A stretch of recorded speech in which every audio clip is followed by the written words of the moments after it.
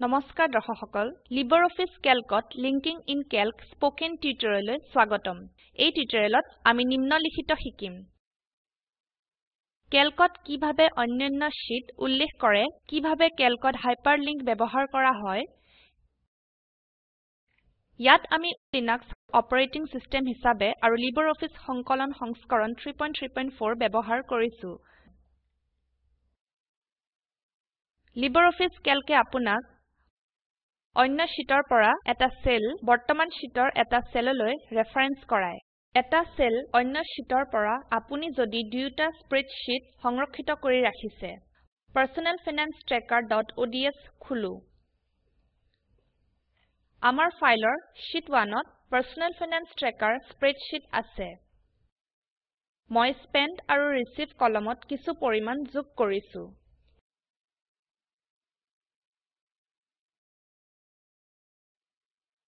এতিয়া cost আৰু spentৰ অধীনত উপাদানৰ সমষ্টি মুঠ বিচাৰো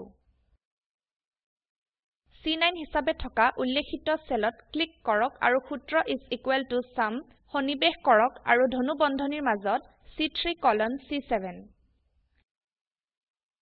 তাৰ পিছত enter কি টিপক D9 হিসাবে থকা উল্লেখিত সেলত ক্লিক কৰক আৰু একেই সূত্ৰ ব্যৱহাৰ কৰি মুঠ বিচাৰক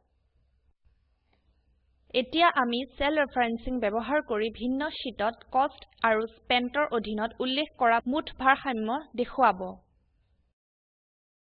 শীট 2 ট্যাবত ক্লিক কৰক এই নতুন শীট প্ৰদৰ্শিত হ'ব এতিয়া A1 নামেৰে থকা সেলত ক্লিক কৰক আৰু ইয়াৰ ভিতৰত কম্পোনেন্ট শিৰোনাম টাইপ কৰক B1 নামেৰে থকা সেলত ক্লিক কৰক আৰু ইয়াৰ ভিতৰত বেলেন্স শিৰোনাম টাইপ কৰক এতিয়া শিৰোনামৰ অধীনত উপাদানৰ নাম লিখক A3 হিসাবে উল্লেখিত সেলত ক্লিক কৰক আৰু cost টাইপ কৰক এন্টাৰ টিপক cost অধীনত A4 হিসাবে উল্লেখিত সেলৰ পিছৰ উপাদানটো spent হিসাবে লিখক এতিয়া খালি সেল B3ত ক্লিক কৰক cost আৰু spent শিৰোনামৰ অধীনত B3 আৰু B4 সেলত মুঠ যোগফল থাকিব যি আমি sheet 1ত গণনা কৰো এইটো উল্লেখিত কৰা হয় সেল B3ত সেল ৰেফাৰেন্স কৰিবলৈ ইনপুট লাইনৰ পৰৱৰ্তী ইকুৱেল টু সাইনত ক্লিক কৰক এতিয়া sheet টেবত sheet 1ত ক্লিক কৰক এই শীটত আমি C9 সেলত ক্লিক কৰিম যি cost কলমৰ অধীনত মুঠ উপস্থিত থাকে মন কৰক যে ইনপুট লাইনত sheet1.c9 স্টেটমেন্ট প্ৰদৰ্শন কৰা হয়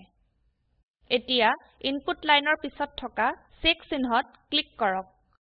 মন কৰক যে sheet 1 টেবত থকা কষ্টৰ অধীনত থকা তথ্যৰ সৰ্বমুঠ স্বয়ংক্ৰিয়ভাৱে sheet 2 টেবত সেল এটাত B3 হিসাবে উল্লেখিত হয় একেইভাবে আমি উল্লেখ কৰা মাধ্যমেৰে অন্যান্য উপাদানৰ সমস্তবোৰৰ মুঠ লিখিব পাৰো যদি তাত বহুতো তথ্যৰ কন্টেন্টৰ সৈতে অনেক শীট আছে তেনেহলে তথ্য সংক্ষেপ কৰিবলৈ উল্লেখ কৰাটো খুব উপযোগী হয় এতিয়া ক্যালক শীটত হাইপাৰলিংকছ তৈয়াৰ কৰা শিকো আপুনি হাইপাৰলিংকছ ব্যৱহাৰ কৰিব পাৰে এখন স্প্ৰেডশীটতে ভিন্ন অৱস্থানলৈ বিভিন্ন ফাইললৈ বা আৰু ওয়েবসাইটৰলৈও Personal Finance Tracker.ods ত Personal Finance Tracker sheet 1ত আছে আৰু বাকি কন্টেন্টবোৰ sheet 2ত আছে আমি যদি sheet 1ৰ পৰা sheet 2 লৈ যাব বিচাৰো প্ৰথমে sheet 1 টেবত ক্লিক কৰক ইয়াত B14 হিসাবে উল্লেখিত সেলত ক্লিক কৰক আৰু sheet 2 লিখক আপুনি দেখিব যে sheet 2 নামটো ইনপুট লাইনত দেখুৱা হৈছে এতিয়া ইনপুট লাইনত টেক্সট sheet 2 নিৰ্বাচন কৰক টেক্সটটো নিৰ্বাচন কৰাৰ পিছত টুলবাৰত থকা হাইপাৰলিংক আইকনত ক্লিক কৰক হাইপাৰলিংক ডায়লগ বক্স প্ৰদৰ্শিত হয় বাওফালে ডকুমেন্ট বিকল্প নিৰ্বাচন কৰক ডায়লগ বক্সত থকা টাৰ্গেট ইন ডকুমেন্ট আইকনত ক্লিক কৰক এটা নতুন target in document dialogue box প্ৰদৰ্শিত হয় এতিয়া শীট বিকল্প পৰৱৰ্তী প্লাস সাইনত ক্লিক কৰক ডায়লগ বক্সত প্ৰদৰ্শিত হোৱা শীট 2 অপশনত ক্লিক কৰক এতিয়া এপ্লাই বাটনত ক্লিক কৰক আৰু তাৰ পিছত ক্লোজ বাটনত ক্লিক কৰক এতিয়া হাইপাৰলিংকছ ডায়লগ বক্সৰ পৰা এপ্লাই বাটনত ক্লিক কৰক আৰু তাৰ পিছত ক্লোজ বাটনত ক্লিক কৰক শীট 1 টেব প্ৰদৰ্শিত হৈছে যত শীট 2 লেখাটো উজ্জ্বল হৈ আছে এতিয়া আমি টেক্সট শীট 2ত ক্লিক কৰিলে ই আমাক সেই শীটলৈ লৈ যায় যত আমি খৰচৰ বাবে বেলেন্স লিখি থৈছো আমি এটা হাইপাৰলিংক তৈয়াৰ কৰিলো হাইপাৰলিংক অতৰাবলৈ প্ৰথমে হাইপাৰলিংক টেক্সট শীট 2 নিৰ্বাচন কৰক এতিয়া হু ক্লিক কৰক আৰু কনটেক্সট মেনুৰ পৰা ডিফল্ট ফৰমেটিং অপশনত ক্লিক কৰক টেক্সটটো আৰু হাইপাৰলিংক হৈ থকা নাই এইটো এতিয়া ডকুমেন্টত থকা স্বাভাৱিক লেখা হয় আমি পৰিবৰ্তনবোৰ বাতিল কৰো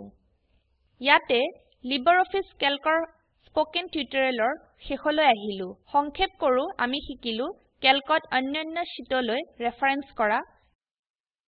ক্যালকত হাইপাৰলিংক ব্যৱহাৰ কৰা এই লিংকত উপলব্ধ ভিডিওটো চাওক স্পোকেন টিউটোৰিয়েল প্ৰকল্প সাৰাংশ ইয়াতে আছে যদি আপোনাৰ বেণ্ডৱিডথ ভাল নহয় তেনেহলে ইয়াক ডাউনলোড কৰিও চাব পাৰে স্পোকেন টিউটোৰিয়েল প্ৰকল্প দলটিয়ে স্পোকেন টিউটোৰিয়েলৰ সহায়েৰে কৰ্মশালা আদি অনুষ্ঠিত কৰে এটা অনলাইন পৰীক্ষাত উত্তীৰ্ণ হোৱা সকলক প্ৰমাণপত্ৰ প্ৰদান কৰে অধিক জানিবৰ বাবে অনুগ্ৰহ কৰি contact@spoken-tutorial.org এই ঠিকনাত লিখক স্পোকেন টিউটোৰিয়েল প্ৰকল্প টক টু এ টিচাৰ প্ৰকল্পৰ এটা অংগ ই ভাৰত চৰকাৰৰ MHRDৰ ICTৰ মাধ্যমেৰে ৰাষ্ট্ৰীয় শিক্ষা মিছনৰ দ্বাৰা সমৰ্থিত হয় এই মিশন সম্পৰ্কত অধিক তথ্য spoken-tutorial.org/nmeict-intro ওয়েবসাইটত পোৱা যাব এই পাঠটি মৌচুমী মেধিৰ দ্বাৰা যোগদান কৰা হৈছে IIT বম্বেৰ পৰা মই অনামিকা মেধি এতিয়া আপোনাৰ পৰা বিদায় লৈছো যোগদানৰ বাবে ধন্যবাদ